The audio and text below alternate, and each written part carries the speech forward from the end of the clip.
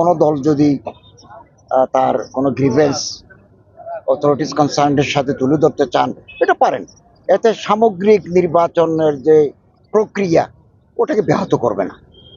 আমরা আশা করি 12ই ফেব্রুয়ারি অত্যন্ত উৎসব মুখর পরিবেশে অবাধ, সুষ্ঠু, নিরপেক্ষ সত্তার সাথে নির্বাচন অনুষ্ঠিত হবে, একসাথে ভোট এবং গণভোট।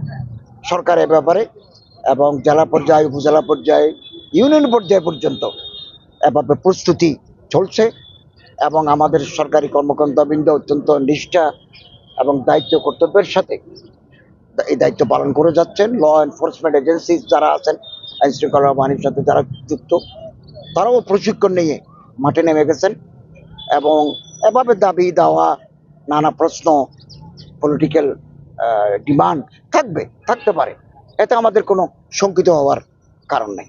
আমরা ইতিমধ্যে হিন্দুদের সাথে, বৌদ্ধদের সাথে, খ্রিস্টানদের, আপনারা জানেন আমার মন্ত্রণালয়ে হিন্দু কল্যাণ ট্রাস্ট, বৌদ্ধ কল্যাণ ট্রাস্ট, খ্রিস্টান কল্যাণ ট্রাস্ট আছে।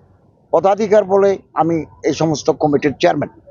ওনাদের সাথে আমরা আলাদা বৈঠক করেছি এবং হাই ভোটের পক্ষে প্রচারণা চালার জন্য ওনাদেরকে উদ্বুদ্ধ করেছি। এটা সব জায়গায় হচ্ছে এবং বিভিন্ন জেলায় হবে, থানায়ও হবে। সব ধর্মাবলম্বীদেরকে আমরা এই হাই ভোটের পক্ষে প্রচারণা চালানোর জন্য যুক্ত করছি।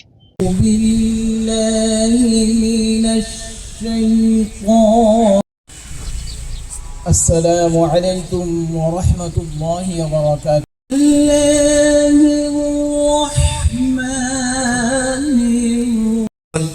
সাংবাদিকবৃন্দ, বীর মুক্তিযোদ্ধাবৃন্দ, প্রিন্ট ও ইলেকট্রনিক, সুষ্ঠু ও অংশগ্রহণমূলক নির্বাচন নিশ্চিত করা শুধু সরকারের দায়িত্ব নয়, এটি রাষ্ট্রের।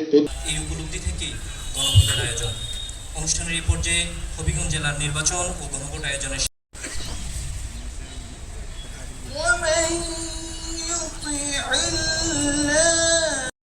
সাংবাদিকবৃন্দ, আসসালামু আলাইকুম।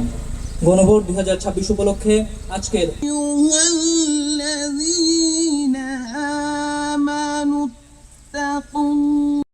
অনুষ্ঠানের শুরুতেই পবিত্র কোরআন থেকে তেলাওয়াতের জন্য মঞ্চে আহ্বান জানাচ্ছি নগর জেলা প্রশাসক এবং বিজ্ঞ জেলা ম্যাজিস্ট্রেট আবু হাসনাত মোহাম্মদ আরিফিন মহোদয়। প্রধান অতিথির আসন। বিসমিল্লাহির রহমানির রহিম।